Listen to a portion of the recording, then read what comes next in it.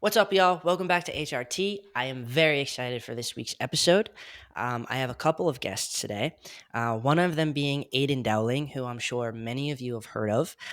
He's been on the cover of Men's Health magazine, he was on The Ellen Show, and he's the founder of a new app for trans and non binary people, which we're going to talk about a lot in this episode. So definitely stick around for that. We also have Aydian's buddy Taylor, who helped him create this app, and he's also a fellow trans guy. So I'm excited to talk to him and learn his experiences and pick his brain too. And I also have Jaxxon, who was on the last episode. He's going to help me ask Aydian and Taylor questions today. And we're all going to hang out and we're going to have a good time. And I'm hella excited. And I hope you enjoy. Let's get to it. Thanks.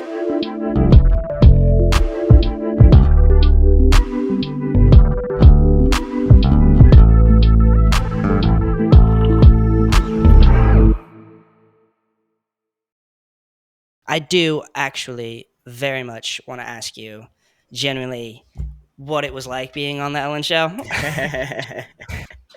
How was that? That was a long time ago, right? Yeah, How long? yeah, it is now. It's definitely up in each year. I'm like, wow, is that long ago? So it was in 2015. So that was what, eight, seven? Eight, seven Yeah, years ago, eight, seven, something like that. yeah. I was like thinking about math. Um, so yeah, it was like 8 years ago now, and I mean, honestly, like I know that Ellen had some like. Can I curse on here? Yeah, for sure. Okay. Yeah. I know that Ellen had like some shit go down. You know what I mean? Yeah, And yeah, I yeah. know nothing about that. I really know nothing about it. I can only talk from my own experience. Mhm. Um, but my experience was great. Like, she was really great. Her production team, like the producer I was working with, was really great. There was a lot of, I was going to be, I don't know if I actually can claim this, but I think I'm the first, if not one of the first, like trans people she ever had on. I think she might have had like Chaz Bono with Cher Oh, okay. previously for like a moment in time, but I was like the first real sit down, let's have an interview. Mhm. And so what a lot of people don't know is I had to fake that interview like three different times with like three different producers where they would like ask questions. And they got a list of the day of, I got like a list of questions. They're like, this is what you're going to read. But then when I got out there, she like literally went to the last question and asked it first. And it like just totally threw Ah. me off. Um, but it was good. Like, it was really, awesome. And I think now that it's been 8 years, I think I'm legally allowed to say things. I don't know. Um, but, but yeah, no, it was really great. Like, she was awesome. So the three things about Ellen that I didn't realize until I saw her in person. Number one, she's like frailer than you would think. Like, she's just like shorter and like thin Really? and just kind of like, I don't want to say frail because it makes her sound like she's super old, but Breaking like ass. just she's like a little old thing. Um, Mhm. and then also like her eyes are like this intense blue. Like you don't Really? really notice it, but like they're just like deep blue.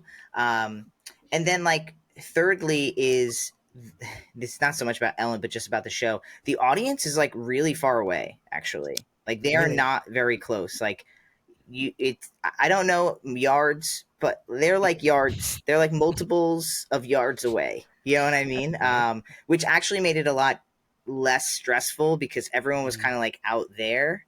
Mhm. And her and I were just like right here. That's probably Mhm. on purpose so you can like have an intimate conversation. But yeah, I mean, it was really good. Was the only time you really saw and talked to Ellen, was it when you were in those chairs? Yeah, so they kind of do that on purpose so they get like the wow factor of like meeting her. So I had Right. not talked to her at all, just only like her people. Mhm. But I was very nervous. They put like pads on my armpits so I wouldn't sweat through the shirt. Dude, And I actually like that's showed up amazing. with like all this swag, and like they made me like change my outfit because it was like too I had like, I don't know. They just made me change my shirt. They like brought in this like 15 shirts and they're like, which one do you like? And I just picked Oh like the my most goodness. basic plain blue shirt I could find. You know what I mean? That's awesome. And they made me take You, my lip ring out for the first episode, but I not the noticed second that. episode. Yeah, so I just like little noticed. things, Because yeah, you were on twice. Was how different were the two times? Were they like pretty much the same thing? Yeah, the second time was a lot like you've been here before, you know how this goes, and it was really quick. Like it was a very short segment. My first segment was like we had a commercial break, which was like just me. It was super long. Um, Mm-hmm. but my second segment was like I think literally like 2 minutes. But the dope part about my second segment is that I got brought back on because I did hit the cover of Men's Health, and the person at Men's Health was like, "Will you bring everyone?" She told me, she was like, "BTW, like, I tried to get everyone on Ellen, but Ellen was like, I only want Aiden. Just bring him on." Like, and Ooh, like no one else was like invited. You know what I mean? wow, Wow. So VIP. yeah, I so I was was gonna like, say That's pretty dope. VIP, I was like, top okay, dog. okay. Dang. So yeah, so that was, and I hadn't seen the magazine yet either until she Okay. showed it to me. All So right, because it came up on the screen behind you, yeah, right, while you were doing it. yeah, but I'm like I'm not good at like first reaction. Like you're Mm, not gonna get a really cool reaction from me, but like the next day is when mm. I'll be like really hyped and like that. I'll wake up and I'll be like, you know what I mean? Yeah. Once it's like settled in, Yeah, yeah. yeah. So I think like that was the not, wasn't as anticlimactic, I think, for their Right. production company. Got you. Now that was 8, 7 years ago. Yeah. Was it terrifying as all hell to like go in front of the world as a trans person? Um, I mean, it was, but I always, it felt like my responsibility, to be honest. Like, I just That's good. always, like, I don't know. You can ask Taylor, like, I'm not very mature. Like, I don't think people would say, like, my top five qualities is that Aiden is very mature. Um, but I think that when it just came to the community and the fact that it was, I came up in 2009, it was only 2015. Laverne Cox had just like kind of hit the ground running with Orange is the New Black, like, so I just felt like a Right. responsibility of like I I have to do this. Like there's Right. no you're not going to do this. Like I have to do it. So, Hmm. that's kind of, I was definitely nervous and stressed out as all hell, but that's what kind of like made me just, buck up and get it done. You know what I mean? Gotcha. Yeah, as you Out should. of I both mean, times, out of both times being on, which one was your favorite? The first time or the second time? Um, Definitely the first time just because I was there for longer. Like I came in the day before. mm. You know what I mean? Like I just got I more got of the you. treatment. I ran into Megan Trainor backstage, What? so that was Wow. cool. Wow, Yep. that's so She had her dope. little puppy with her. Aw. And then the second time I heard, oh, what's that guy's name? That like really famous opera singer guy that was like really hot for like a minute. Hot Oh, opera Josh singer, Groban. Josh Groban. Josh Yes. Groban. Yes. He was hot for like Wow, people like were he into him must. for a hot minute. And I heard him like warming up. Those are my two claims to fame. Is like I heard Josh Groban warming up and I ran into Megan Trainor and her dog. Wow. I was Honestly, gonna ask, did she say anything to you? Like, did y'all have a conversation? Megan Trainor? Yeah. No, no. So she was like leaving the makeup and I was going into makeup.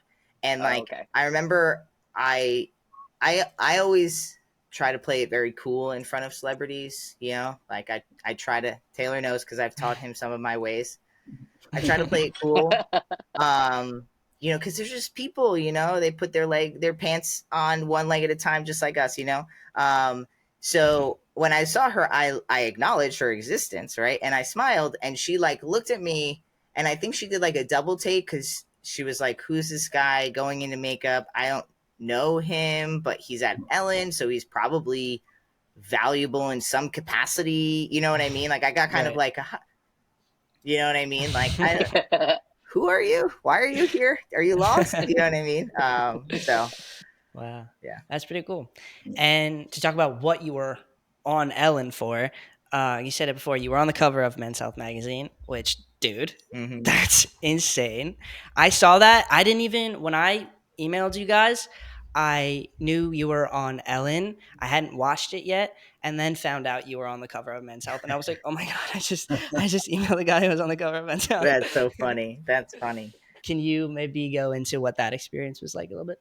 Yeah, that was a wild ride as well. I mean, and as you said, like that's what got Ellen's attention. So, because like when I Right. talked to the Ellen people, they said that they had noticed me.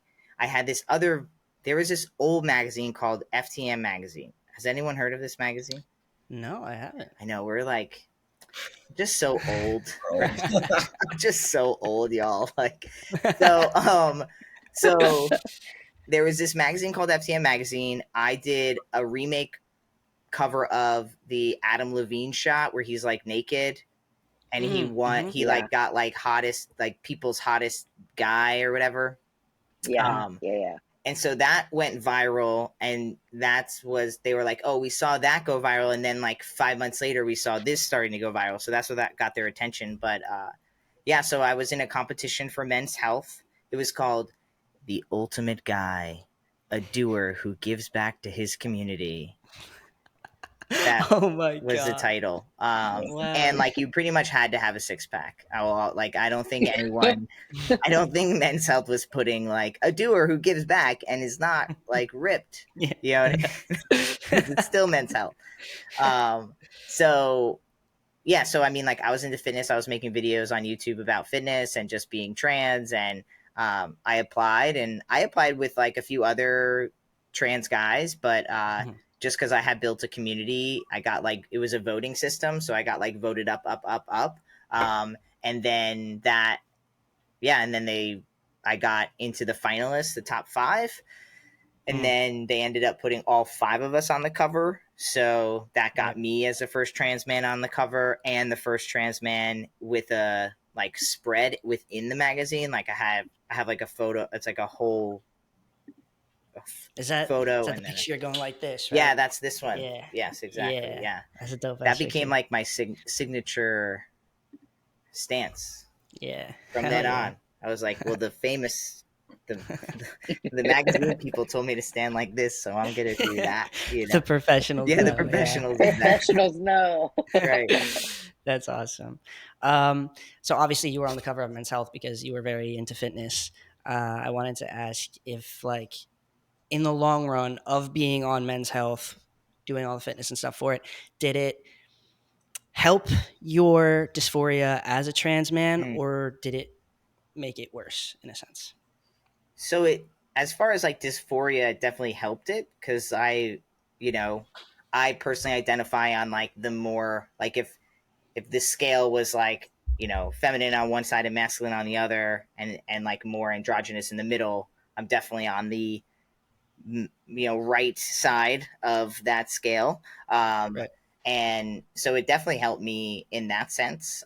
So with my dysphoria, just yeah, I mean, really still helps, to be honest. Like I still work out, I still like to go to the gym, it still Mhm. helps me.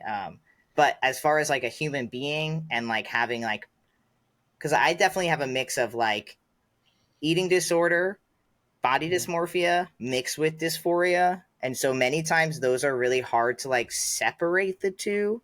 They almost Right. like come like glued together, and you can't really tell if you're like experiencing dysphoria or like just like dysmorphia. Mhm. So it definitely didn't help in the sense of like being glorified like for my body, because then it was like, okay, well now I can like always have to have a six pack, and I always have to be like better than the last time you saw me, and you know what I Mhm. mean. So it definitely like fucked with my mentalness. Mhm. But Mhm. it's I still wouldn't not have not done it. You know what I Right. mean? Like Yeah, of course. yeah, it still helped me in a lot of ways. I think that like, and who knows, like I probably would have went down that rabbit hole anyway. I was like headed in that trajectory. It's just that all of that attention just like sped it up, you know? Got you. Yeah, for sure. I wanted to ask because I don't work out. I hate working out. I'm terrible at And it. you're like, I was about to say the same thing. Yeah. Taylor hates working out. He doesn't want to go I up the was stairs. Okay, that's a little far. That's a little far. But I was gonna ask Taylor, like, what is your relationship with fitness? Does it help your transition at all, or I guess not? well, so I guess I say that now jokingly that I don't work out now, but I was a cross country runner in college and played all sorts of sports as a kid, and I actually basically broke my entire body in college from sprinting 11 miles a day. Like, wouldn't Oh recommend, God. wouldn't Goodness do that again.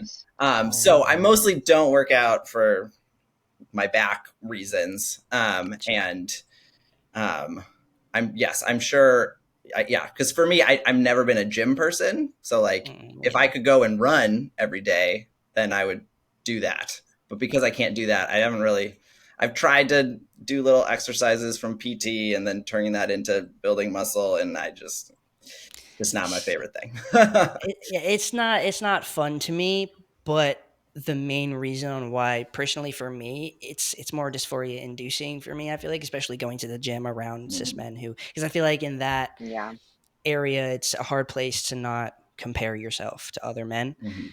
And brings me to my next question for you, Aiden, is like, how do you have any advice for trans guys in that area? Yeah. Me, particularly.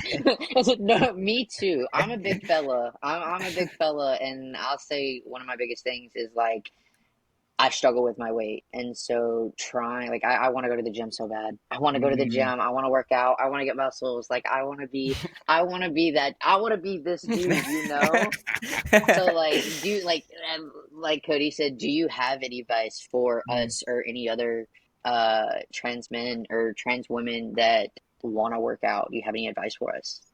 Yeah, I mean, first I think like you you don't like there's many ways to find like body euphoria and like to disengage with your dysphoria. You know what I mean? Like it's not always going to be for every person like to work out. You know what I mean? So Right. I think that's like the first thing I would always say is like if you don't want to work out, like you just like don't fucking work out. Like that's fine. Like like it's not the cure all. Like Right. like you could end up working out and being like, this is actually not fun. You know what I mean? Like so I think that it depends on the person. But if you are someone who is like, no, I do when I do work out, I do feel better, but I have a lot of feelings about like you were saying, Cody, like comparing my body to other people because now I'm in a gym of other like cis people, right? And I think that that's just kind of like the hardest part. And so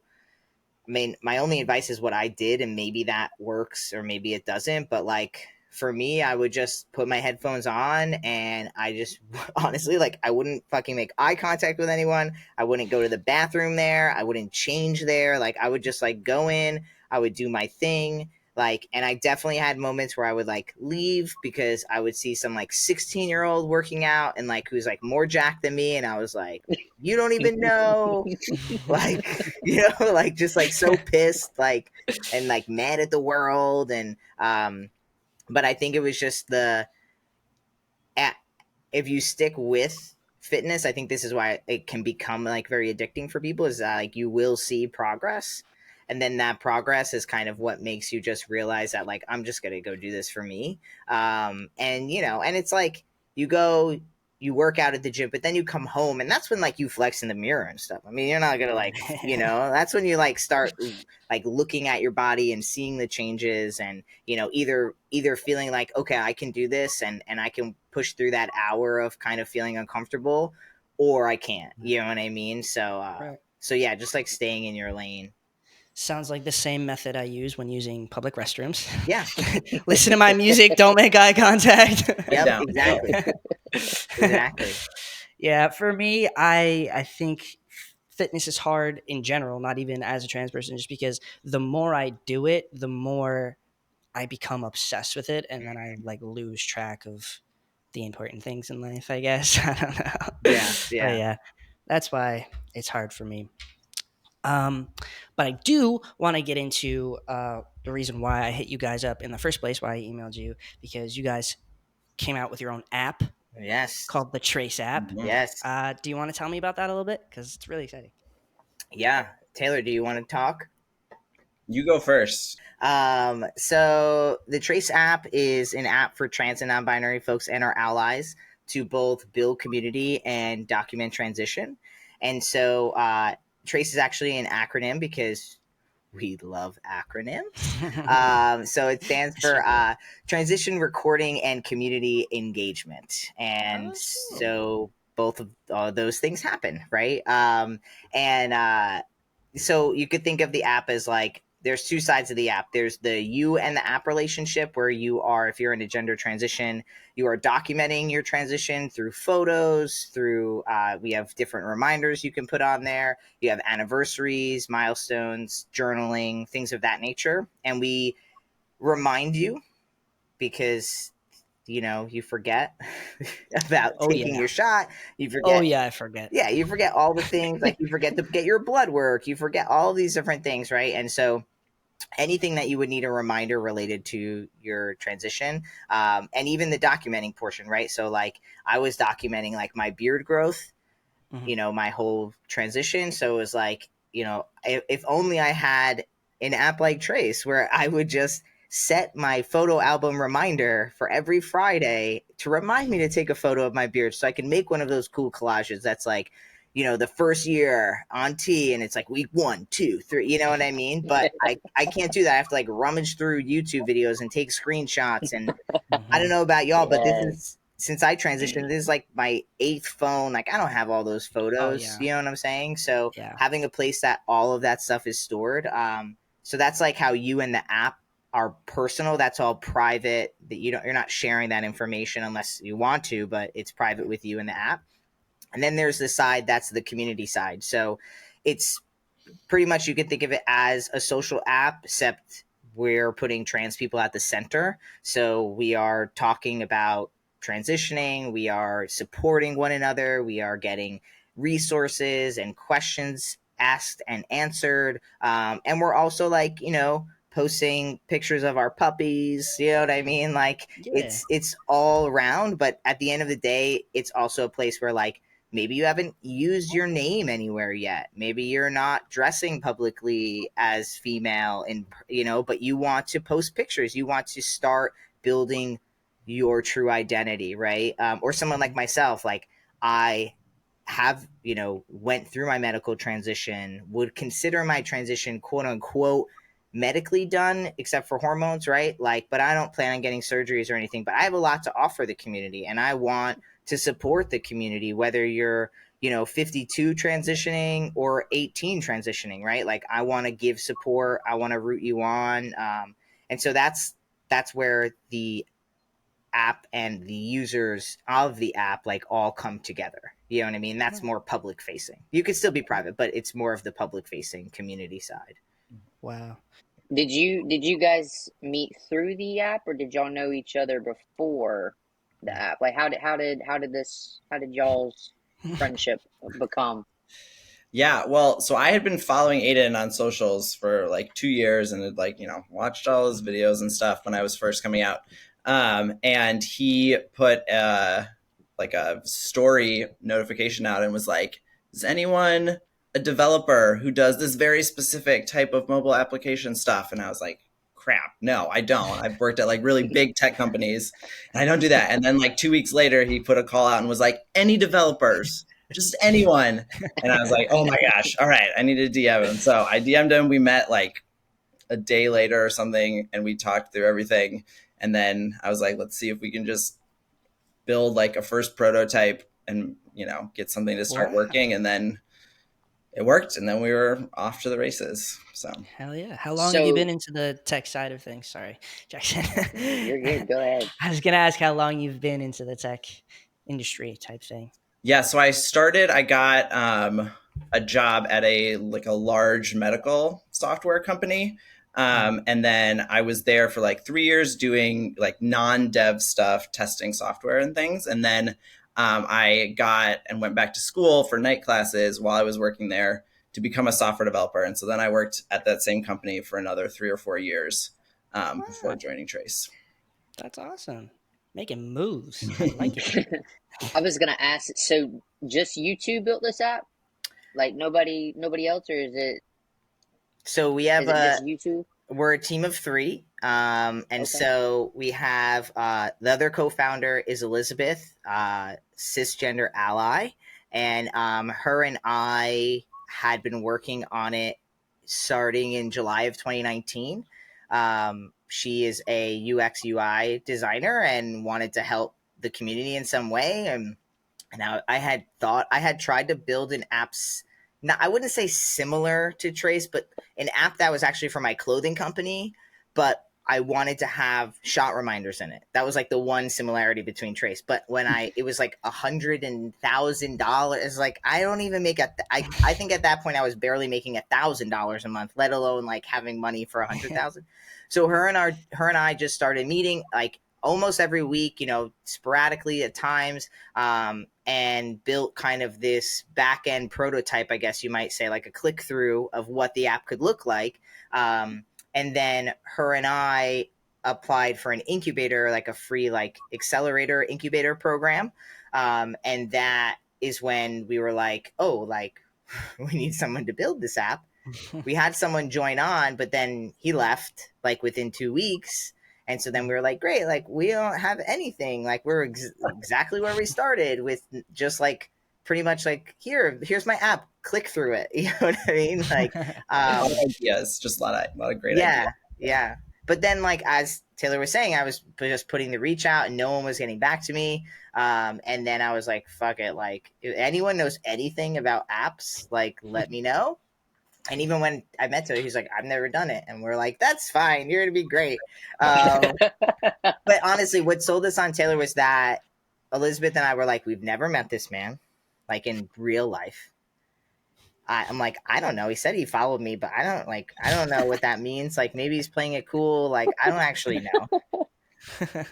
But what actually like it was a week later we met him again and he had already was like, oh, I think we could build it on this platform and I think we can have this thing. And we were, and like Elizabeth and I were just like, this is it. Like we're happy, like, like clearly pretty much like he came into the relationship as like, I will be a co-founder because I'm going to put in the work. Like I'm not just going to wait for you to tell me to do stuff. You know what I mean? So and so that's when we also knew whoever we brought in order for this to be like a real relationship for someone to buy in, like Elizabeth and I were like, we both own the company 50-50 and we were like, we have to just, whoever joins it's all equal. Like it has to be equal.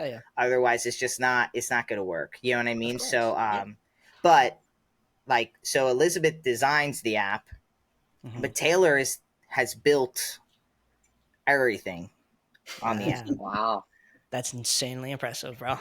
And it's like getting better, y'all. We've got like some shit coming out in the next, I don't want to say how many months because that might stress Taylor out, but sometime in the near future. This fall. Okay, this fall, depending on, when the last leaf falls from the tree, right? Because like, you just never know what happens. Like all of a sudden you think, oh great, now Apple says we can't put it out and it's been 8 days. But we have some really awesome things coming out that I'm really excited about. So I know that was my next question was like, do y'all have any future ideas coming up for the app? We could leave them in suspense.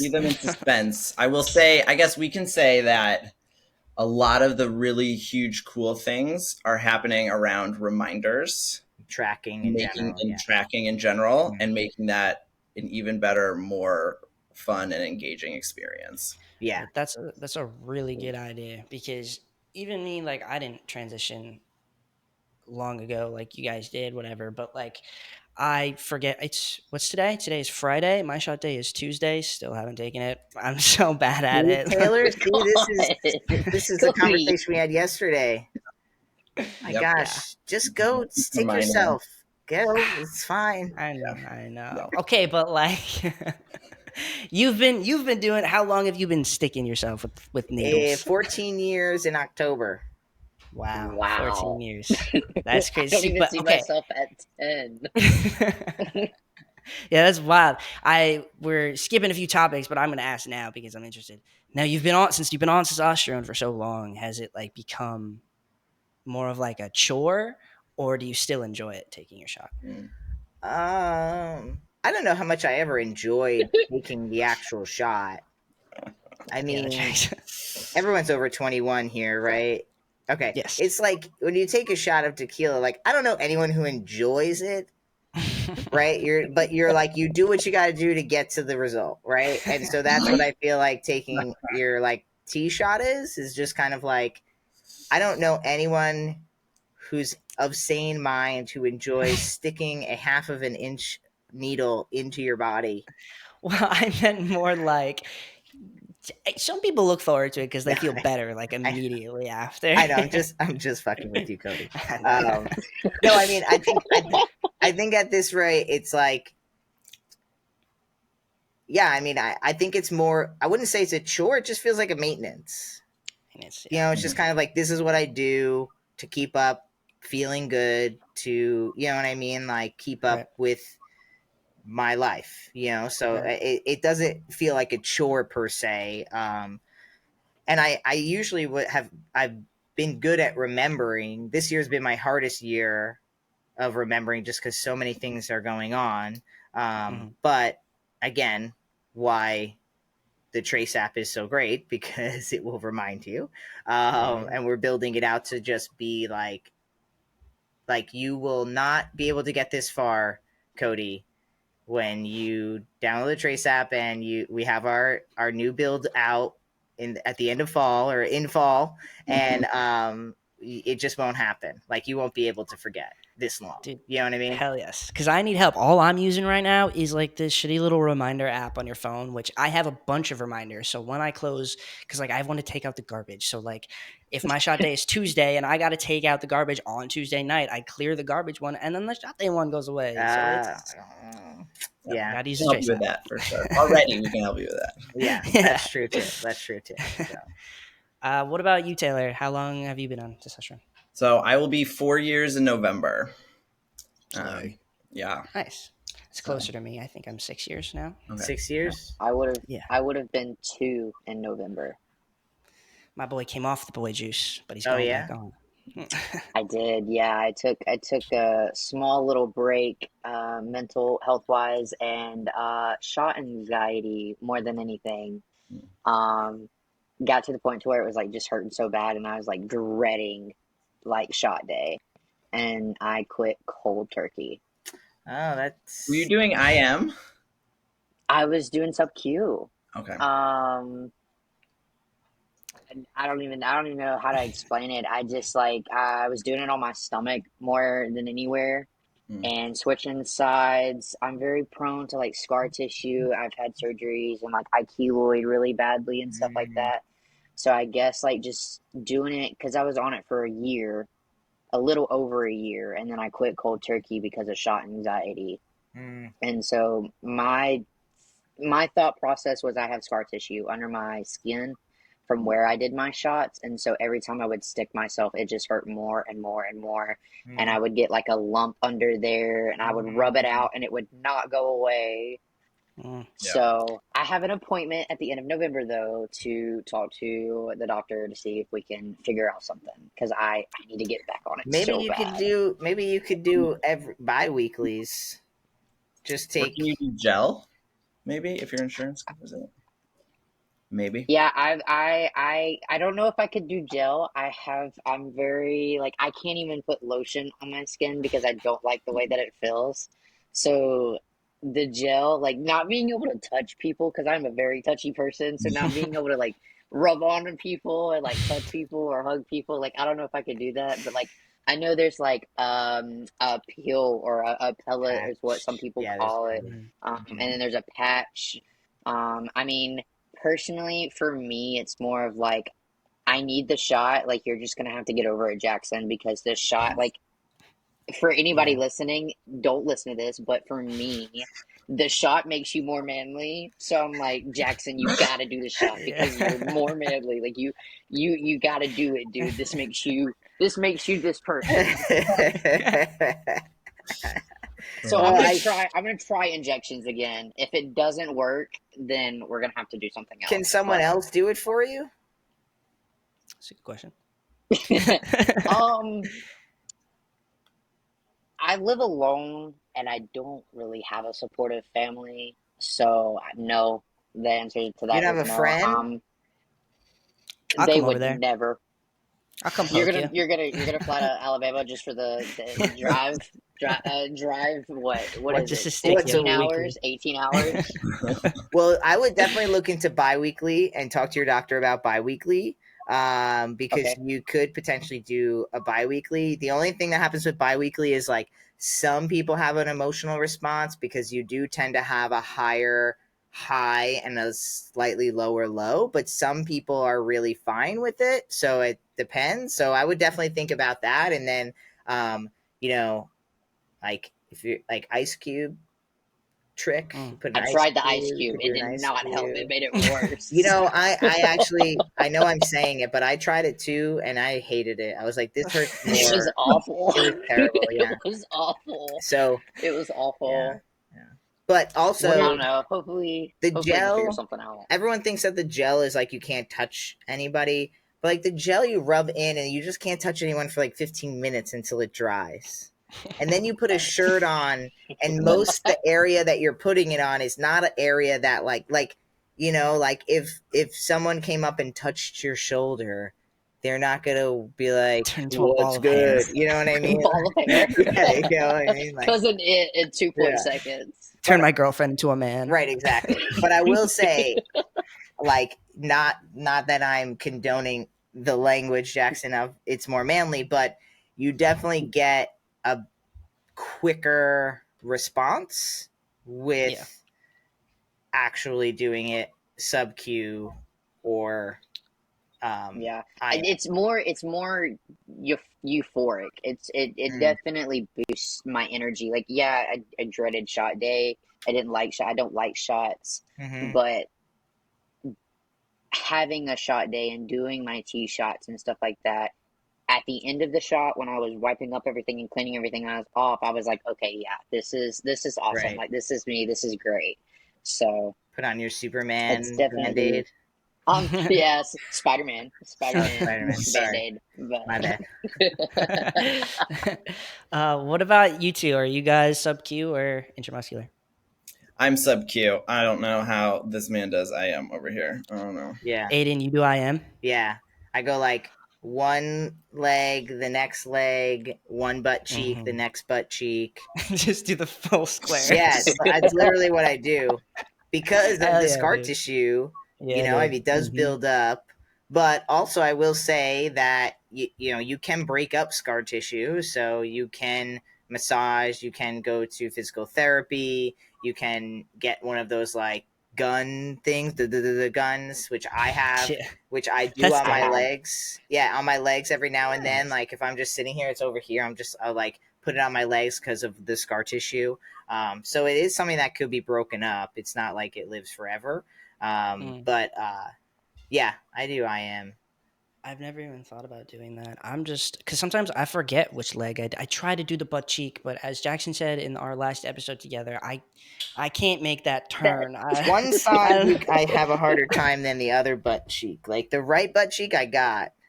The left butt cheek's a little bit of a struggle, but I make it happen. You're the first intramuscular man I've had on here. Everybody else has Oh been sub really? Q. Oh So wow. I was very happy when you said that. Yeah. No, I mean, I personally think that it has a faster effect. Yeah. I don't know if that's science, That's kind but of what I thought I when I feel like started. it does. But I mean, I don't know. Who I knows? mean, I will take not really ever having shot anxiety because I don't do IM Yeah. over whatever Yeah. speed of my. It's Cody, it's a smaller number. you have to download Trace because I'm all the things you're saying. I'm just like you have to just get the fucking app, bro. Get the app; it will help your life.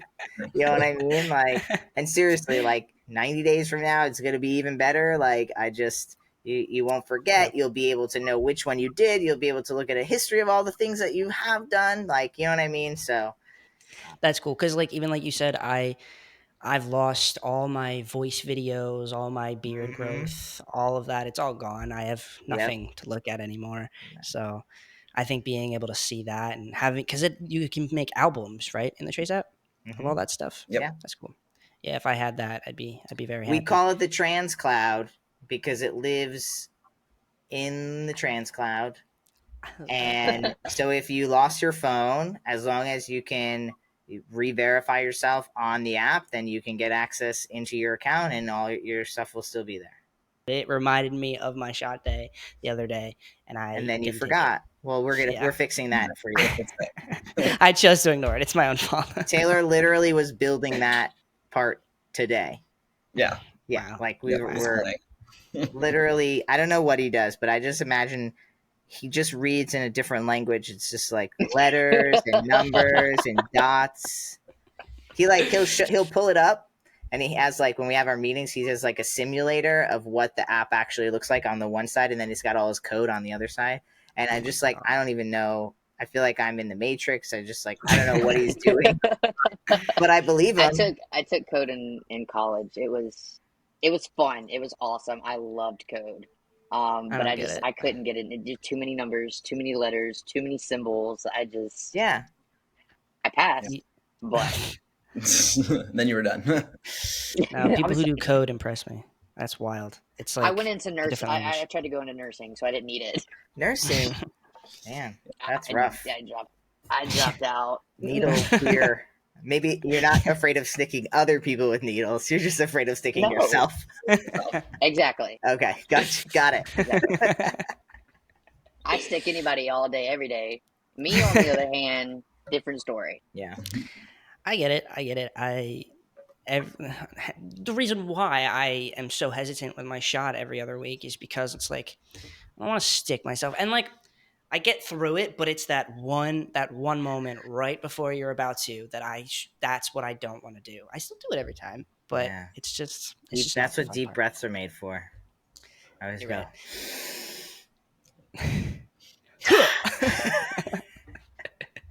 I have a question. Do you guys have a routine with your shots?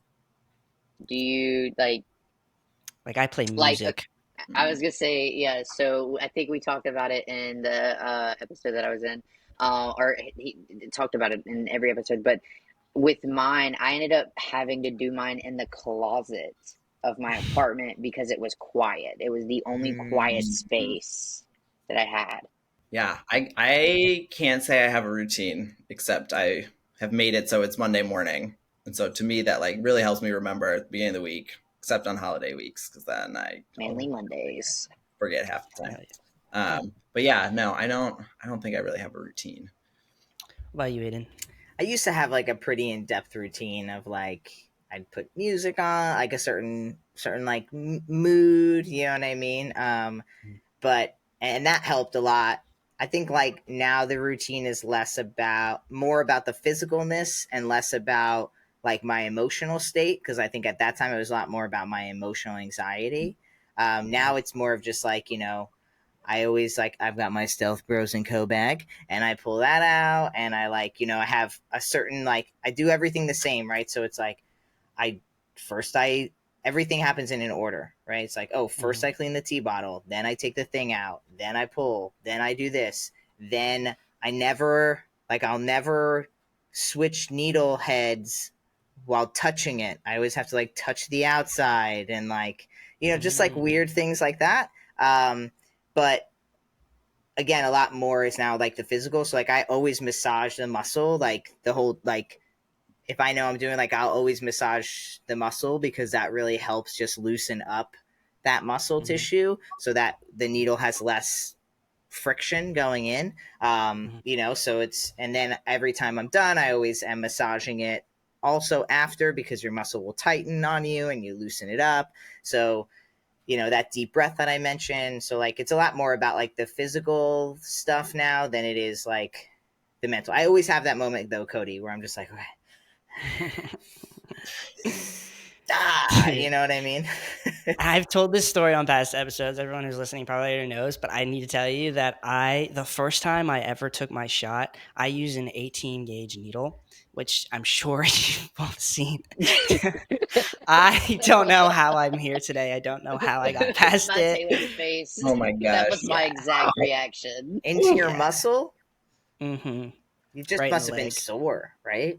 Like it Yeah, I mean, it bleeding? felt like I was. chunk of your muscle. Like, geez. Mhm. Oh boy. And Bleeding? I put that bad boy all the way in. My first doctor's appointment, I guess, where they were telling me how to do it, I guess I wasn't listening. And You I did it guess. so wrong. I'm sitting there with the syringe and needle in one hand and the testosterone bottle in the other, be like, what am I doing wrong? I don't get it. It's terrible. An 18 gauge is like what they pierce your ears with, bro. It's like sticking a pencil in your leg. It's terrible. Well, isn't 18 gauge what you pull out with? Like, yeah. Yes. Yeah. Yep. Mm-hmm. The pink one. Mm-hmm. I don't The even pink do that one. anymore. I save money. I just buy a shit ton of 25s and I just pull with the 25. It just takes longer. Do you pull the 25 and then inject with the same 25? No, Or you change because it it? gets I was gonna dull. say, No, I yeah, change it. because I pulled it out with the 18 gauge And and then, injected with it, so it was dull. that's no Oh, bueno. no. Yeah, I know. No. No one said I was good at this, You've made it this far. dude. But I feel like because you're how old are the both of you again? Well, we're old, if you want to know. I just turned 36. Okay, and you're 32, I'm 32. Taylor. Yeah. How old are you both? I am 24. I am 22. Wow. We are old, Aiden. Yeah. I know. So, Jaxxon, you I'm, were 8 when I started that's wild. testosterone. Yep. That makes me feel weird. If you're 22, if you're 22, Yeah. I've been on for 14. Yeah. I'm mathing correctly. Mm-hmm. And Yep. Cody I know was how to 10. math on this podcast. I was 10. You were 10. Yeah. So That's awesome. Wow. I'm sitting here and That's like when I started figuring everything out. yeah, right. I'm like, wow, I'm learning so much because like each guest I've had on has been around my age, 23, 22, mhm. and like everyone's always just been able to relate and been like, yeah, like that's crazy that story, but you're like, no, here's how you do it. The wise Sitting here elder. like taking notes while we ask questions. The wise elders, you know. I've gotten quite a few comments on some of my last videos saying that people want to hear from older trans guys. So I'm happy that you guys are older, share some wise knowledge. How many times are you gonna say that we're old? Yeah, I'm sorry. I think you said it like 6 times. Oh, these older. It's like, I'm 36, But bro. Damn. you're not old. I'm so sorry. You're not old. You're just older. No, I know. I joke that like I'll talk to like a 50-year-old and they're like, "Oh, I've been on T for 5 years." I'm like, "Oh, I've been on T for 13," and they're like, "Whoa!" And I'm like, "You're like 14 years older than me." You know, 50-year-old trans people. Yeah, I'm I old, don't. which means I know older people. Oh my gosh. I know a 70-year-old trans man. Really? Yeah, That's crazy. yeah, they exist. I can't imagine being like I talked about this a lot, but I can't imagine still sticking myself with a needle every other week at like 80 years old. Well, they probably have a wild to nurse me. to do I was it. gonna be like, yeah, you get your nurse. Well, I'm excited for I that. think it's interesting though, Cody, because I think a lot of times what I hear is people like, I never met anyone like myself. I didn't know there were 50-year-old trans men, 72-year-old trans men, and it's like, I think that happens because when you are in your early 20s, like, who are you hanging out with? Right. Other Yeah. early 20-year-olds, Right. like, you know what I mean? So it's like I watch a video of someone who like came out 2 years ago, and the video montage is like, when I came out, there was no one like me, and I was like, motherfucker, we were all here. You just literally only were in your bubble. You know what I'm saying? Like, they're like, oh, I want to share my journey for like when I came out, I didn't know anybody, and I'm just like, did you not have the internet? Like, we have been, like, people have been posting shit for a long ass time. Like, it's That's like true. no shade. Like, I like share your story, help people, inform people. You know what I mean? But I think that sometimes, again, just like reiterating the fact that like we live in our own bubbles sometimes, and it's like Right. if you want to find older trans people, like, they're out there. You just have to actually like go to where they are, which is not anywhere you are, because they're not going to where a 24-year-old hangs out. You know what I mean? Like, and if they are, you should stay away from them, because they might not be safe people. No, that's facts. I think it definitely falls into the same category as like how a lot of typically transphobic cis people forget how many trans people there are in the world, where I'm like, oh, I forget, people did this before I did it. Right. Yeah. But speaking about coming out and stuff, I know you started testosterone a while ago, but how long did you come out before you, like, how long ago did you come out before you started testosterone, Aydian? So I think I knew I identified as a lesbian for like 7 years, mixed between myself and being out. I came out as a lesbian when I was 16, but I knew as early as like 12 or 13. And then when in February of 2009 is when I came out as trans. And I probably knew what trans was, and that like came to terms with it like 6 months earlier, but before I actually said anything. So it was probably like late 2008 is when I was like, I'm probably trans. Like, just, you're like in the denial stage where you're like, I'm not trans. I'm just like watching this video about a trans person, and there's this other thing about a trans person. And you know what I mean? I'm like looking in the dark aisles of my library, you know what I mean? But I'm not trans. That was me for 7 years. That was me for 7 years. But you weren't trans then. It just was a coincidence. You were interested. You want to support the community. Yeah. No, that was me. Yeah. But I would say I tried to transition without hormones. So I tried to like do what was called oh my God, what did they call it back then? It was a natural transitioning. So it was called NT, natural transitioning.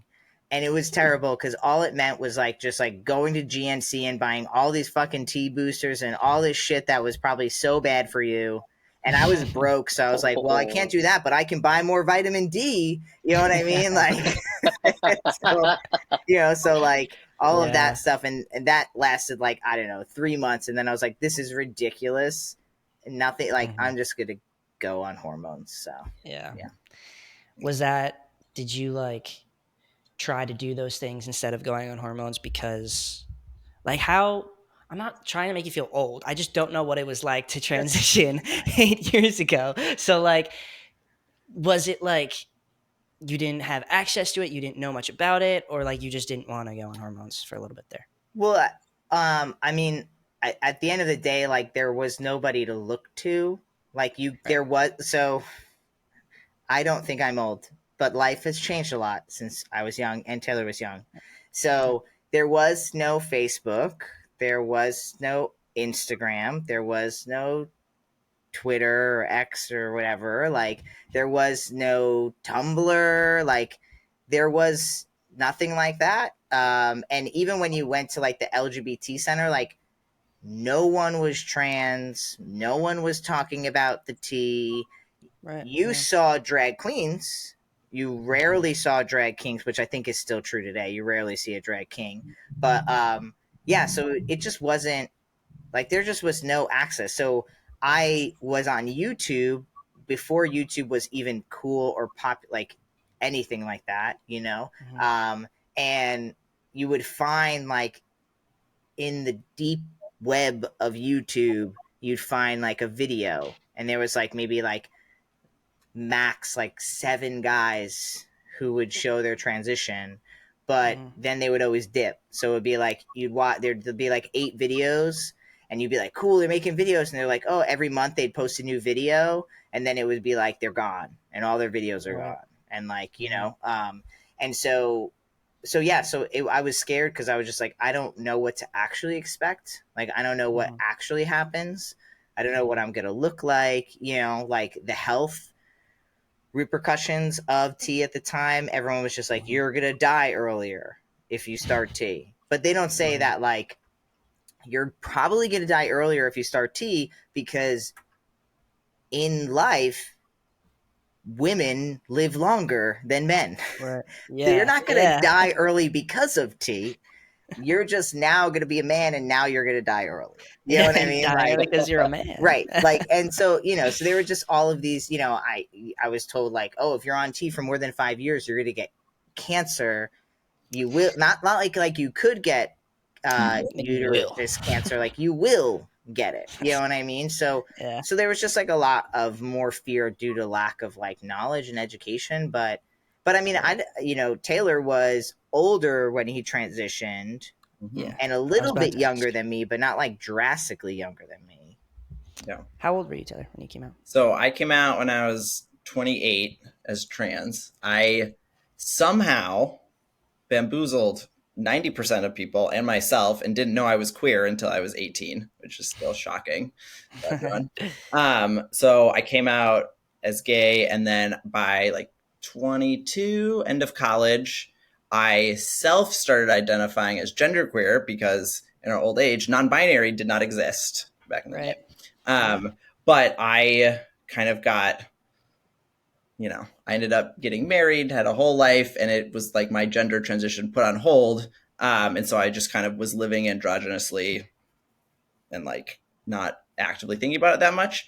And I think for me, a really, like, I think like Aydian talking about not seeing people, I actually, like, I'm from Madison, Wisconsin, which is a very liberal place. And so I actually grew up knowing and having trans friends at a very young age.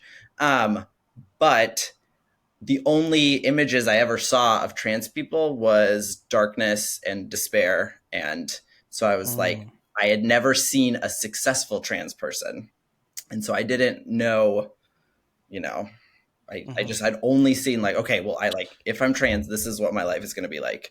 And so I think today the world that you guys get to, grow up in and see and just have like, see so many successful trans people in all aspects of life, obviously makes it so that people can come out and understand themselves much earlier. Makes it a bit easier, yeah. And I've always felt that it took me a long time to realize it, is I also felt like I needed to understand what I was transitioning to, because I never felt like a crazy masculine cis guy and a misogynist. So I was like, well, I can't be trans because I don't see I don't see where I'm transitioning to. So I'm just going to be over here and live this androgynous world because God forbid I'd be a man.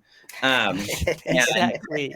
Then here I am, and bamboozled everybody and yourself. Everybody, but yeah. So yeah. Then I very quickly realized I was trans when I got out of my marriage, and then just went off for the races.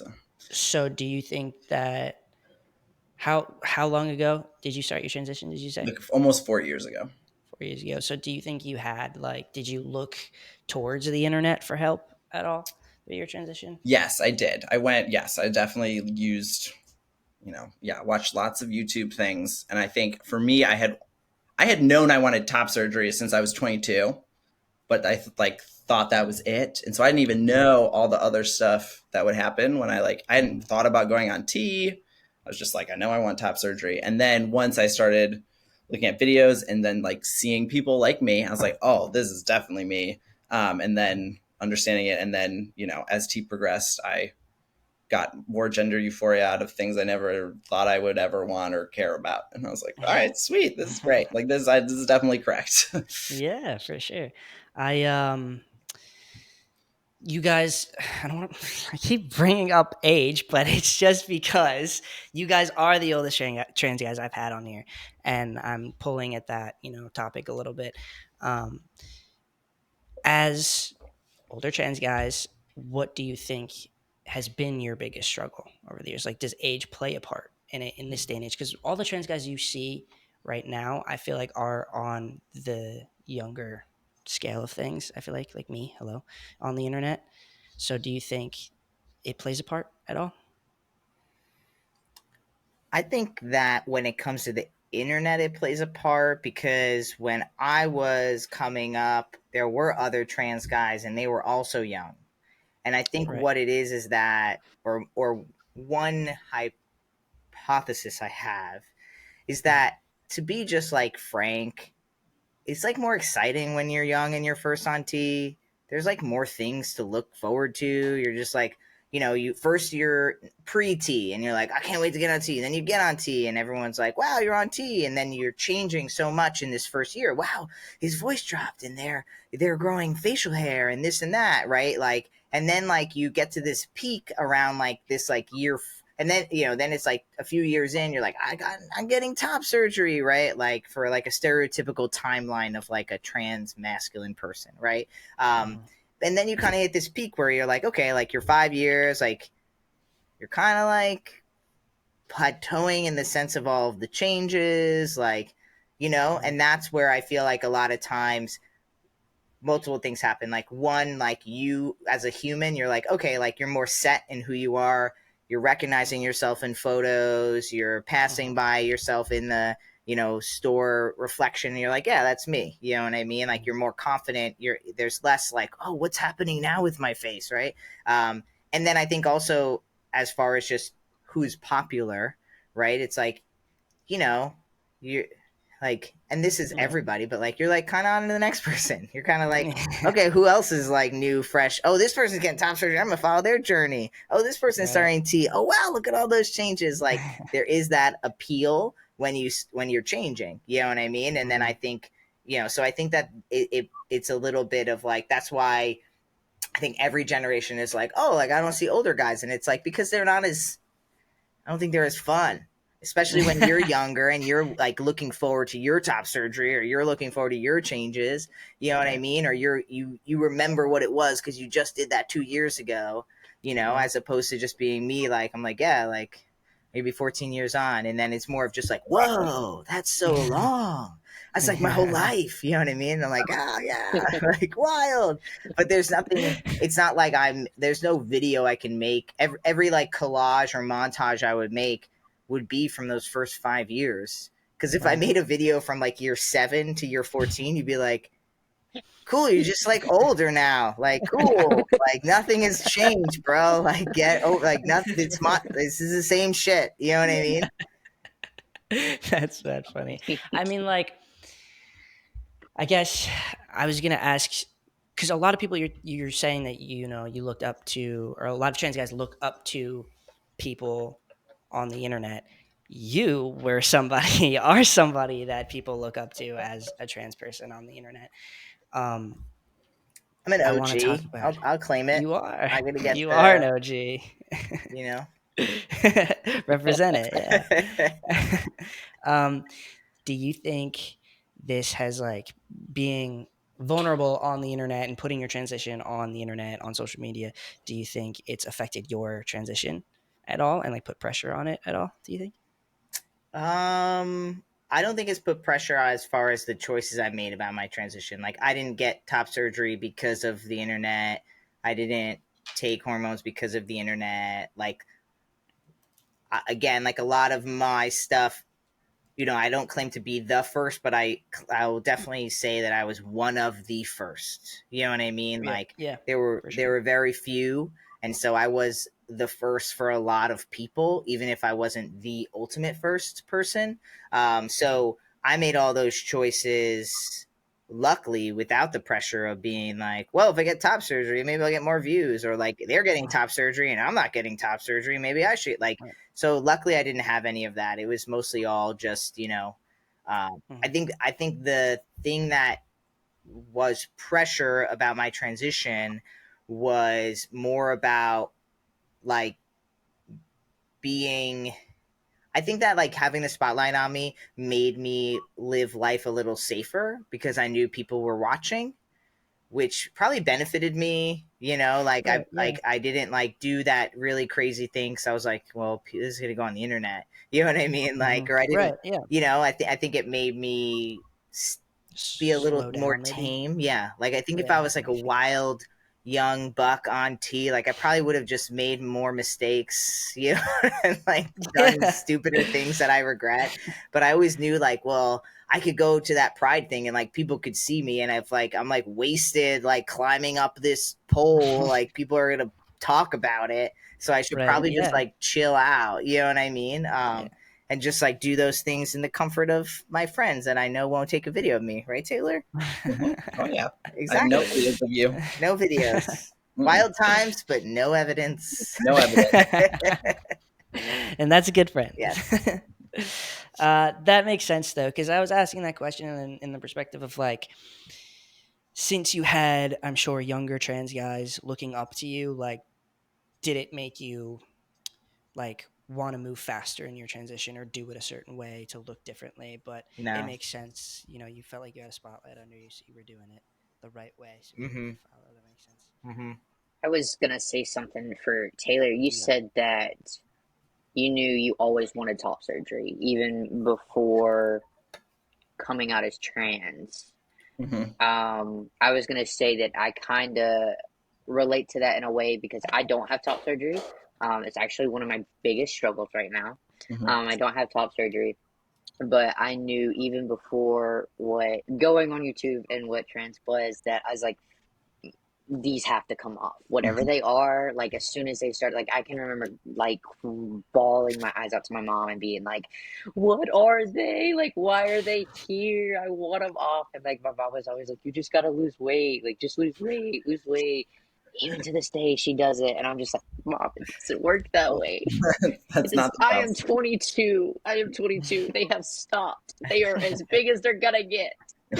But it's just I related that. I was just gonna say I related to Mm-hmm. that in a little sense because I knew that I wanted top surgery way before, and my mom was like, "You don't want them all off. You just get a reduction." And I was like, "No, they're No. flats. I need gone, please."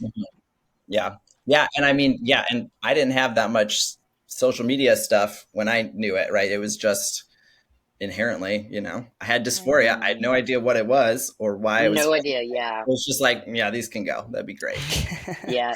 That's how I was too. And then I did get on YouTube because I would say what I had 12 was when I started was like tomboy just doesn't seem right. Mm-hmm. Yep. And Yep. YouTube became my best friend. My dad still to this day says it's an influence. You're welcome. But Good way. but It's a it's just positive like influence. Come on, people. Influence isn't always bad, you know? Exactly. Yep. I wish I could get it to him. Right. I don't think that anybody who isn't questioning their gender would be influenced. You know what I mean? Like, I would follow Sam Collins and you and like all these other older trans guys who had it figured out, and there was a reason why I was so intrigued. Like, there's nobody just being like, "Huh, what's this? Oh, cool. I want to be like them. I'm gonna do it." It's not because I want to be like you. It's just because you're doing something Mm-hmm. I think is cool, and I obviously feel the same way. Mm-hmm. Right, right. But speaking about top surgery, uh, Taylor first. How long ago did you get your top surgery? So I got top surgery 3 years and some change. So I got top surgery like 7 months after starting T, which Oh, I nice. Okay. am very blessed to be able to do that. I understand that's a super privilege. Yeah. And I guess like Aydian talking about social stuff, Aydian knows this, but like I couldn't have had more of an opposite situation because I don't share anything about that except on Trace, but I don't share any about the thing about my transition on other social platforms. And I actually, my first year transition there was like 3 months and then the pandemic hit. So I was like literally just by myself, like with, no influence whatsoever, my tiny little COVID pod. Was that a good thing or a bad thing for your I transition? think it was a very good thing. It like allowed me. It was the first time in years that I was like alone and single, and it was just me and my little dog. And I had like 4 acres. I lived out in the country, and just like got to do it all on my own terms, and was never trying to impress or go out and try to look a certain way and do that stuff. And so like it was definitely for me a blessing in disguise, even though I know the pandemic was horrid for most people and very anxiety inducing for everyone. Right. But yeah, it was like very good for me to just be able to do it for me. Figure it out by yourself. No other influence telling you not to or whatnot. Yeah, I completely get that. Aiden, when did you get top surgery? I got top surgery 11 years ago. Nice. So 2012 was when I got top surgery. Do you guys remember your surgeons? Yeah. Who forgets your surgeon? Your surgeon? It's a nice question. Dr. Garamoni in Southwest Florida was my surgeon. There are a lot more. There are a lot of good surgeons out there.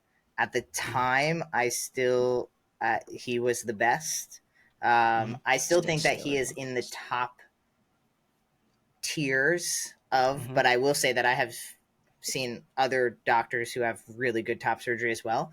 But he also, like, he's just a doctor. He's not like, right. He gets a lot of like disses for like the bedside manner, that like he's not like, he's just not like super chill. Like, he'll call you by whatever name you put on there. He's gonna use the right pronouns, but like he's just kind of like, what's good? Okay, yeah, take your shirt off. Like, you know what I mean? We're gonna remove the breasts. This is what we're gonna do. Okay, awesome. Do you have any questions? Great. I'll see you on Friday. Like, you know what I mean? He's just very.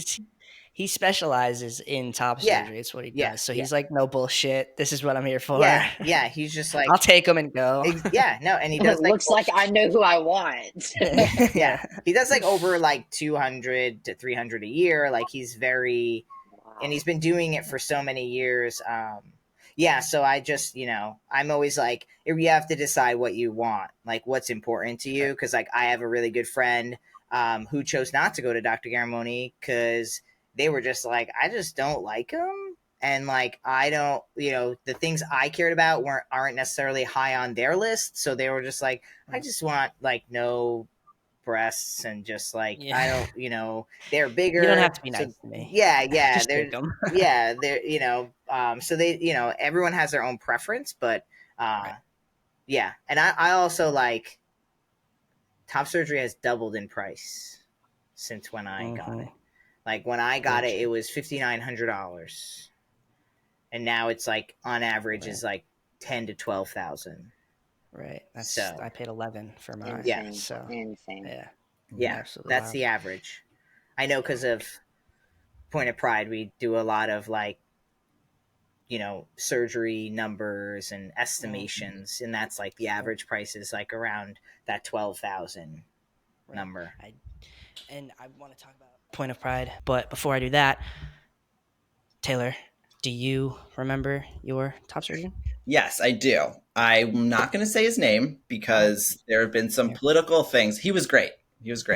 But you can't get top surgery from him anymore because the hospital he's associated with is Catholic, and they just stopped him from doing all the surgeries. Oh, shit. So we are dealing with that in Madison, and they literally, this huge hospital conglomeration, and it literally only affected him and his coworker. Like, there were two surgeons doing top surgery. They didn't even do bottom surgeries, and they just shut them down with all this stuff. It just affected two people. But no, he was fantastic. He was a general plastic surgeon who did this on the side, and I had a complication, and he was like, "You are not paying another dime. You paid me like out of pocket. Like, don't even worry about it." Like asked me how all the nurses were and made sure I wasn't ever misgendered, and like was just very, very conscious about, dealing with a trans guy. And, at the end, I like thanked him for doing this, my favorite thing that's ever happened in my life. And he was like, well, yeah, this is the stuff I get to do for fun, instead of just general plastic surgery stuff. He's like, this is what I do to like make an impact and do good things. That's cool. So my surgeon was in New York City, Dr. Elliot Jacobs. He was kind of similar. Like, he didn't specialize in top surgery at all. He did it for cis men who just had more fat in their chest there. Mm-hmm. And because I spoke to Dr. Garamoni and asked for keyhole, but I think Dr. Garamoni only does double incision, and I was young and ignorant, and I was like, no, I want keyhole. Where now I'm like, damn, I could have got double incision. Like, he cares a lot about his results, Dr. G. Yeah. So. But yeah, keyhole is made for very unique circumstances. 90% of the people I see who get keyhole need a revision, or they're not satisfied with their keyhole, and that's because they were just too large to begin with, and they're you really have to like barely have anything there. Yeah, luckily I had a small chest, so it was okay. In order for it to work. Right, but you need to keep up with working out, I found out, to make sure that it looks good. So now that, because I had a job where I did like manual labor, so it looked really good for a really long time, and it still looks good. I still like it, but I need to get back into fitness in order do some for it push-ups. to be where I need. Yeah. Honestly, if I just did like 10 push-ups a day, I'd You'd be be fine. But my lazy ass. I was gonna go off Taylor real quick about your surgeon. So I'm in Alabama, unfortunately. We have had one surgeon here who specialized in top surgery, but he no longer does it anymore because the hospital that he was doing it in was Catholic and they stopped his surgeries. So now I have to go out of state to find someone, and that's where I'm struggling at. There was only one in your entire state? It's Alabama. There's more, but they don't specialize in top surgery. And yes, that's Alabama for you. Yeah. So that checks out. they're more of breast reduction kind of thing. I talked to one other person who was in Birmingham, Alabama. But he was cool and everything, and he was a really, really nice guy, and really respectful, but he specialized in breast reduction, and I want somebody that specializes in top surgery and like knows what they're doing, if that makes sense. Because I know I have to have double incision. There's no no keyhole for me. So if I can find some, I've found a handful of people that I've liked. So I just gotta choose and pick and figure out. Yeah, kind of like what Aydian was saying. It's to some people, it's important that they have bedside manner and respect all the pronouns and everything. And for some people, it's also just like, get them off. I don't care, just take them. Which I feel like I fell under that same boat as well. But I wanted to talk about Point of Pride. If you want to tell me what that's about. Yeah, so Point of Pride is a nonprofit that I co-founded with my friend Jeff, and it is the largest nonprofit for trans and non-binary folks that's led by trans and non-binary folks. And we also we are one of the only direct services, which is like HRTea and the Trevor Project. They're working on different bills. They're working on, housing, things of that nature. But we're just direct services, which means we get money, we give the money back to the community. Right, yeah. So we have like 4 main programs. We have a garment program, which is a free binder or gaff or tucking program. Then we have our electrolysis fund, so it's laser hair removal. Then we have our HRT Access Fund, which grants free HRT services for up to a year. And then we also have our surgery fund, where we pay for surgeries. So I think we're about to hit our $1 million mark, if we haven't hit it already, of money that has gone back into the community. This last year in Madison, actually, oddly enough, we raised $2.3 million with the help of Mercury Stardust and Jory. They're both trans women. And we had a TikTok-a-thon for like 31 hours, and we raised $2.3 million. So I watched it. It was awesome. Oh, thank you. Yes. So it was awesome. It was really cool. And we have some more things I can't really say yet in the works with them that will be happening in 2024. So excited for that. But yeah, I mean, I think it's really hard to know, like, how do you actually know this information? But if it's not the largest, it's one of the largest trans organizations that have like raised that much money. You know what I mean? Because I don't know any other. And we have some people on the board who have worked with the HRCs and the all the big nonprofits like in DC, and it's like they're like, to raise $2 million in a studio with just like 4 people is like, they'll spend like a $250,000 just to like get this person to do this thing and have a red carpet, and you know what I mean, just to raise 2 million. So it was really awesome. And yeah, so it was really phenomenal. And so now we've got all of that money is going back in. We did make one hire. So we hired Jeff as our executive director. So we're still a team of 2. We've got 2 full-time employees and everyone else is volunteers. So yeah, so if you're interested, you could just go to pointofpride.org, and we've got all of our programs there. Of course, like, our main goal is to focus on equity and getting people the healthcare that they should be getting already. So, you know, if you've got barriers to getting your services, whether that's HRT or electrolysis or surgery, or you need a binder or a tucking garment, like, we're your people. You know, I think we're about to hit 10. Oh, we've actually already given away 10, is it 10,000 binders? It's an obnoxious amount of binders we've given away. We just, in July, we packaged 2,000. Those will all be distributed. And we just put $98,000 into another purchase and shipment, so that we will be caught up. On average, we get 40, I think it's like 40 binder requests a day. 40 binder requests. Wow. On average. That's yeah, wild. if you average it out. And we're international with our binders and our garments, so we give to all over the world.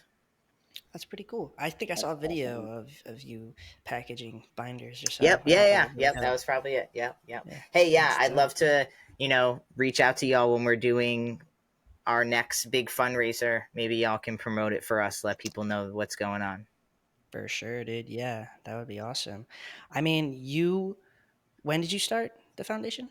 So the foundation was officially founded in 2016, but it you know, I started giving money away when I was raising money for my top surgery, and I started a t-shirt company, and I was taking that money and giving it away at the end of the year. And then I was also like letting people mail in their old used binders and then shipping out binders for free to anyone who purchased a t-shirt. So that's kind of how the programs began. And then I wasn't making any money as I was just giving it away. And so Jeff, who was helping me in some capacity, like with the website, he was like a friend, you know, like did websites and stuff. And he was like, we should start a nonprofit. Like, you're not making money anyway. If anything, I lost money. Like, I'm still paying off a credit card that was from that time because I lost money. You know what I mean? So like, it's like, you know, but it was all worth it. It was all worth it. Living the dream. So I wanted to say that you have helped the trans community in more ways than one, and I wanted to know if that is something you've always known you wanted to do, or if that you just found yourself there one day. Like, were you actively trying to help the trans community, or did you just realize you had a following and were like, okay, I could do this? I mean, I started documenting and sharing my journey because I didn't have any friends. So that's so wholesome, though. You know, I had like a core group of a few friends, but like once I transitioned, it was just different. You know what I mean? With them, I lost some of them, and so I just was like, no one understands me. I'm just gonna talk to this camera and put it on the internet and see if people will talk to me. And that's literally how it started. And so I just started building a community, and again, I think I just once I would like get recognized, or someone would be like, "Oh, I watch your videos; they've helped me so much." I noticed that I was like, "Hey," like, it became like a responsibility. I sold T-shirts and I raised money, and people helped me get my top surgery. Like, that's the only reason I would, you know what I mean? Like, was able to get my top surgery. I was making like $400 a week. Like, there was no way I was getting top surgery, you know? So I think at that moment, like, I would always say, like, I want to be able to, like, everyone who gave me $20, like, I can't knock on their doors and give them their $20 back and say thank you. but like I can keep my clothing company open and give back. I can make videos and help, and like, because it helped me too. It made me feel connected. So it was like, it's just like a reciprocal relationship. Like I needed friends and community, and so I put something out there and people came. And then, I wanted to, I've been able to be on Ellen and be on Men's Health and go to VidCon and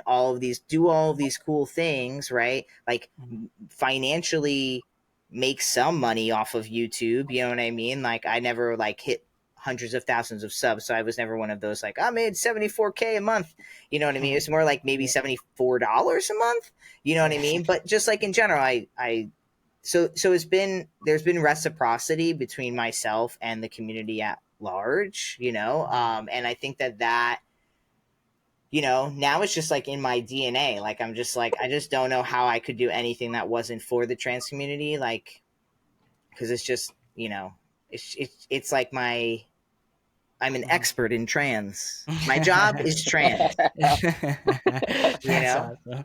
I love that. I mean, huge inspiration to me, because that's exactly what I want to do with my life. I think that's so cool. And I think you said it before that you've met a lot of trans people, obviously, through everything that you do. Do you think that did you know a lot of trans people? Both of you. Question for both of you. Did you know a lot of trans people in like the start of your transition? Or no? Yeah, I mean, I feel like you know, again, like I started because I didn't have any trans friends. Right. I met one trans guy in person, and that solidified that I was going to medically transition. But other than that, I didn't know anybody. What about you, Taylor? I knew I had like a friend from childhood, but by like college and stuff, we were not really friends anymore, for other reasons.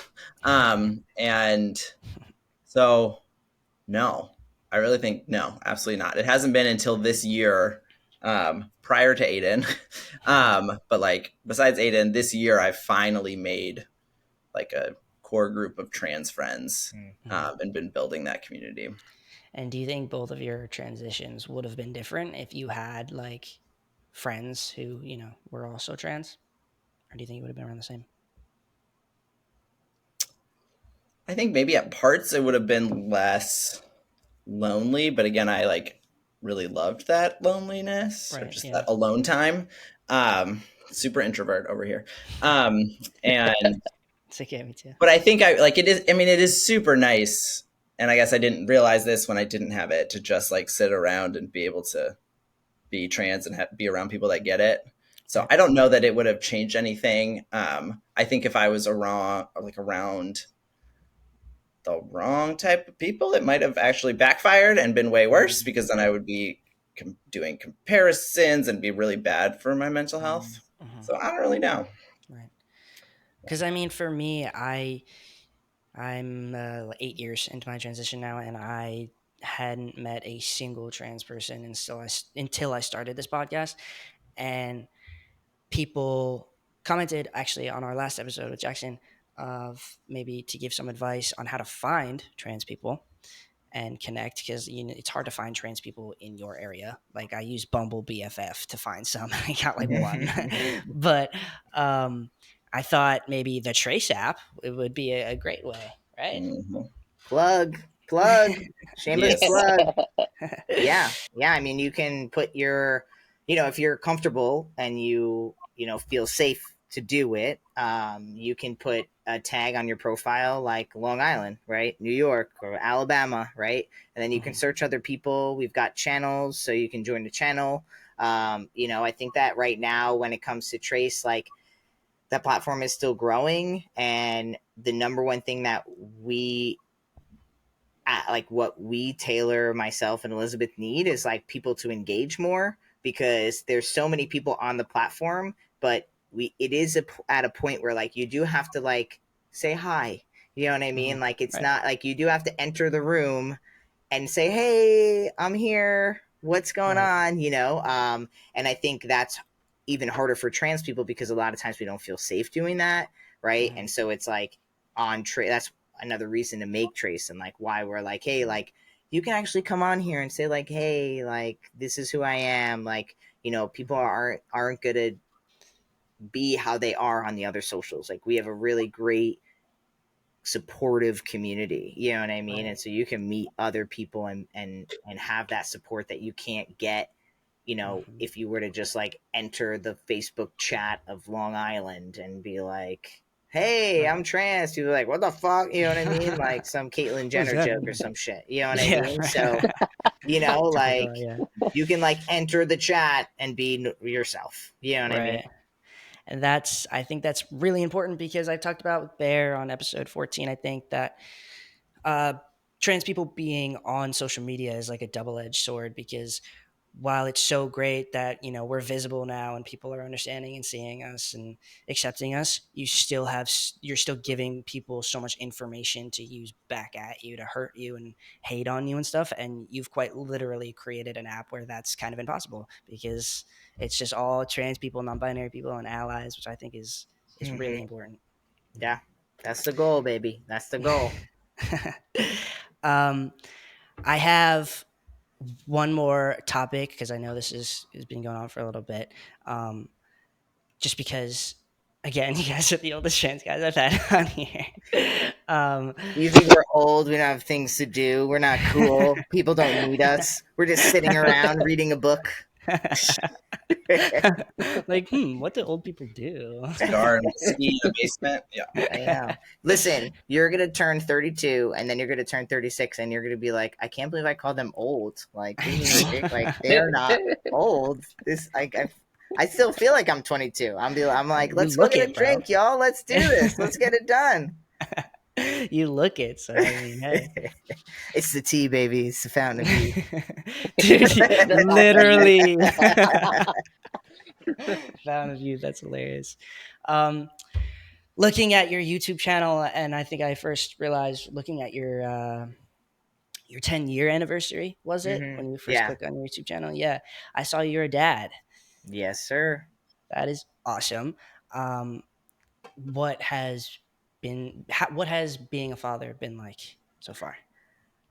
Awesome. I mean, I love it. It's like I'm definitely more tired than I've ever been in my life. And I've really had to rearrange what my priorities are, right? Like, because I used to be like go in the gym and like, even just like working all the time. It didn't matter if it was Saturday, like I'll just work, or like I'll just stay up late, or you know. So my priorities have definitely changed. I really try to like finish work at 5 because he goes to bed at 7:30, and like I Right. only get 2 hours with him a day during the week, and you know what I mean. So it's definitely made me understand why I've always wanted a family, but now I know why I've wanted Right. that family. You know what I mean? It's just like, Mhm. it's really beautiful, and like, he's hella cute, and He he's is. He's very, adorable. yeah, thanks. He's very like, he's very boy, like he's very like traditionally masculine. Like I always joke with Taylor, like he's just like a little bro. And I didn't try to do that. Like I had him in like unicorn pants when he was 2, and like hot pink, like I really tried to be Yeah. like, you're gonna be a new kind of man, like you're gonna be like, I don't care about gender stereotypes, but he just came out like as this little bro, you know what I mean? So I like, I definitely we still talk about emotions, and like even today he was like being mean to me, and I was like, Bub, like the words you're saying, they're like really mean. They're like hurting my feelings. Like why are you saying mean words to me? Like why, I mean, he doesn't fucking respond like an adult. I mean, he's just like shoo shoo, like he doesn't. But I try, like we try to like, embrace who he truly is, which is like this little boy who is like traditional and just loves like sports and dinosaurs and the Giants, which is the best, like the only team worth it. So he's just very like he's great, and I get to live through him in a lot of ways, like, and I used to think that used to be mean I would be really jealous of him. That was one of my biggest fears of having a boy, was like I want to have a girl because I was like, I know what that's like. I get it. Right. It's gonna Yeah. be perfect. Yeah. But then when we found out we were having like a cis boy, right? Like, Mm-hmm. and up until this point, I mean, he hasn't expressed anything outside of that. Um, I was nervous that I was like, man, I'm gonna be so jealous of this kid. He's gonna get to That's do all the my things. fear. Yeah, that's my But dude, feeling. like, it goes away because like you're the dad. Yeah. Right. Like you're Yeah. especially now. Like I'm like he thinks I'm so strong. He's always like, well, you could lift up the house. I'm like, I don't know, bro. I don't know if I can lift the house. You know what I mean? Or like something breaks and I like fix it, and he's like, Daddy will fix it. You know what I mean? I'm like, yeah, that's right. I'll fix that. So strong. And I'm still taller than him, so I'm like tall. I'm like, I'm like Right. big Yeah. compared to him. You know what I You're mean? Like, Superman. You're yeah, Superman. Yeah. exactly. Although he would say Spider-Man too, because he really likes Spider-Man. Yeah. Nice. Yeah. So it's really like amazing, and that's I have my wife, my partner. She's just really genuinely is amazing and great, and that's what makes it work. You know what I mean? Mhm. So yeah. So I just no regrets, and I feel like if you want to have a family and be a parent, be a dad, like you should definitely Mhm. don't shy away from it. You know what I mean? Yeah. That's what I would say. Because it's definitely scary. I think I've juggled with that thought a couple times. Because I mean, I'm still young, but I'm nearing that part of my life Yeah, where I have to start, thinking I about those know. things. And for trans guys and trans women, it's a difficult decision to make because, I've been on T for however many years now, and I don't even know if I can have kids at this point. You know what I mean? Mhm. And But if you haven't what? had a hysterectomy, you can Right. have Yeah. kids. I Right. mean, not everyone's the same, but you have a very high. There's a high probability you will be able to have children, whether Correct. that Yeah. be from your body or taking out eggs. Right. But it does. It also, everyone's a little bit different. There is a percentage of people who will not be able to, but most Hmm. people, like the higher percentages that you will be Right. able to. Yeah. No, that's true. Because that's the battle I think with trans guys and having kids. Because I want to have kids, but I'm having horrible cramping from the testosterone. I think it's called atrophy, where I need a hysterectomy. So I need to make this decision now if I want kids, if I want to freeze my eggs or whatever the hell. And I guess so. Just seeing trans guys being a dad and like actually seeing it happen is very inspiring and makes Mm. it feel very less lonely, I would say. Mm. Yeah, I have like a whole series on YouTube about stepping into fatherhood and a hysterectomy. So if you want to see like what I was really going through at that time, you could definitely check it out. But I know Jaxxon is like wants to say something. No, I was gonna ask you if you don't mind me asking, what like, how do I put this? Being called dad, being called daddy from a little kid, like, how does that make you feel? Oh, dude, it like makes me cry sometimes. Like I listen to like one of those sad like little dad songs. It's always like some country ass song, and I'm always like, oh, this is so sad. You know what I mean? Like, it's very emotional. Like I'll read like a book, or like we came home from school the other day, and it was just like his hand, and there was like a little poem, and like the last sentence I was reading it out loud to Jane Lee. The last sentence I was like I had to like take a breath. It was just like a corny ass poem that every other person got that day, like you know what I mean. But it's Yeah, meaningful. Like it's really yeah, I get Right. so emotional because it's so meaningful, and when you're trans and you have a child, it's so intentional. There's Hmm. such an intentionality behind it, you know what I mean? So Right. um yeah, Yeah. so Well, I have a crying story, if you yeah, want to cry it hear. up. And share. I've had stepkids for most of my adult life, two sets of them. And my partner's kids now, for Father's Day, asked my partner, "Can I like make Taylor something?" And she made me a card, and she like wrote. Well, she did a whole picture of the trans flag on the front of it, and Oh. then wrote me this little card that was like literally the best Oh. card I've ever gotten. It was so sweet, and then like kids like don't care. No, they don't. Like Like they I want to accept go it back and to love that. it, and good Right? lord, amazing. So they know you're trans. That's cool. Oh yeah, Yep. Now, Aiden, that's kind of what I want to ask you too. Do you like, was that a fear when your son was born? Like, did you want to tell him you were trans when he got older? Does he know you're trans now? Yeah, I mean, he knows I'm trans. He just doesn't know what that means. Like, he knows Right. what like, I'll hold up a flag, a trans flag, and he's like, "It's a trans flag." I'm like, "That's right, that's right, it is." You know what I mean? Like, Why? You get a like gold star. I take him to Pride. We read books. Like, my friends are all queer, like whether they're trans or just like lesbians or gay. Like, even like my straight cis friends are like might as well be queer. You know what I mean? Like, Right.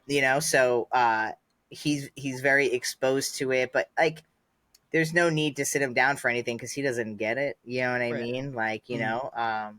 he's like he's he's fun.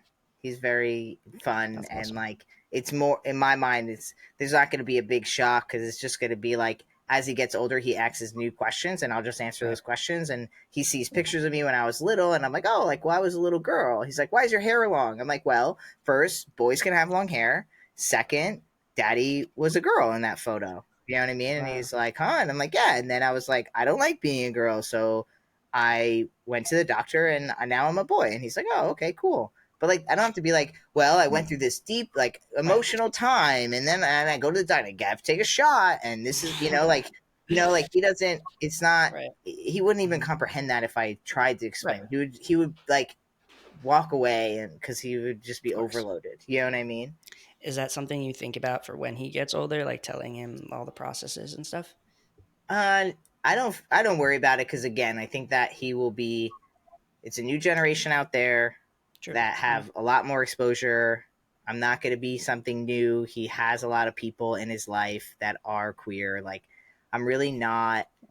I'm not worried because I'm not keeping anything from him. I mean, I don't let him necessarily like I don't let him watch me do my shot because I just Yeah. feel like that's Of just course. like Right.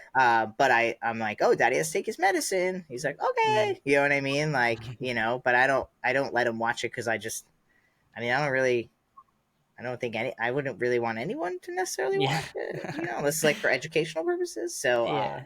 yeah, It's a very intimate thing with yourself that you have to do. yes, I don't yes, blame you. exactly. Uh, that's really cool, though. That's something that I personally always think about and kind of get scared about for my future. And you putting it in very simple terms has already made me feel better about it. So I appreciate Good, you. good, yeah, um, and that's about it for today. I did want to awesome. plug your podcast. You have your own podcast, right? Yeah, so my wife Jane and I have a podcast called Glued Together, and we Yes. answer questions about relationship. I mean, it's mostly all questions now. It was really just supposed to be like relationship questions, but I get Mm, questions about all types of things now. right. It's definitely like so. I would say 99.9% of all my content is family friendly, but the Okay. podcast is definitely more of like it's an 18 and older crowd. You know what I'm Mhm. saying? Like Right. we get a little more raw. We're a little more, Mhm. Right. yeah. You should just, because I feel like again, like all of I think that's why parents like me a lot too, because like I'm very like family friendly. I try not to curse much, Mhm. but when I am around older people, I let loose and I'm like Right. more like Mhm. okay, like I can be who I am. So in the sense of like the podcast. It's fun though. It's really fun. I think it's a different side to me that a lot of people haven't seen. And like Jane Lee is like you get to learn more about my wife and her journey Mhm. through all of this. Yeah, so you could check it out Nice. just on you. You could just follow me on YouTube because that's all I've been posting as of late. Is just those videos. So Nice. And I like the name "Glued Together." That's thanks, Yeah, that's very cool. cute. I like thanks, yeah, thanks. that. um. um, Yeah. Go ahead, Jackson. so something I wanted to ask was for the both of you, what advice do you have for the younger generation of trans people? What's Mm. something you can tell us? I mean, I guess I would just say, just always keep trying to find out who you are, and you can change. Because I've come out now like 4 times, Yeah. and it's fine, like in all different ways, gender and sexuality. And I would also just say, be kind to yourself, please. The world is terrible. And just take space when you need space, do whatever, and just be kind to yourself. Yeah, I love that. I would echo that, and I would add to it, like the climate right now, like today, like this is a moment in time. You know what I mean? Like, yes, it's not going to last for a second. It might last for a few years, but at the end of the day, there are more people in the world who want trans people to thrive than there are people who want trans people to disappear. And, just, keep going, find your community, keep going, believe in yourself. Again, like I just, it's a pendulum swinging of shittiness, like it gets really bad and then it gets really good, and that's just how, if you look at the history of the LGBTQ plus community, that's how it's always been. And unfortunately we're in a bad swing, but it will come back around, especially because all the old people are going to die. And that's what I always say. Aiden, myself, Taylor, we're going to be the old motherfuckers, and we're going to be like, this is stupid. Like, it's fine. You're good. Everyone's fine. You know what I mean? So, like, just, it will, not to be corny and say it gets better, but, like, I do believe that this is a moment and things will swing back, and just find those moments of joy when you can. Hell yeah. I like that. Period. If you guys want to start with Taylor, if you want to plug your social media, all your socials, Taylor. Where are you posting every day? Where can we catch you? The only place I post is on Trace, so you gotta download Trace and become my ally. Yeah. That's like literally all he plays, and like then like his girlfriend will post, and sometimes he reposts it, but that's about it. Yep. Nice. Hey, that's all you need. Yeah, exactly. What about you, Aydian?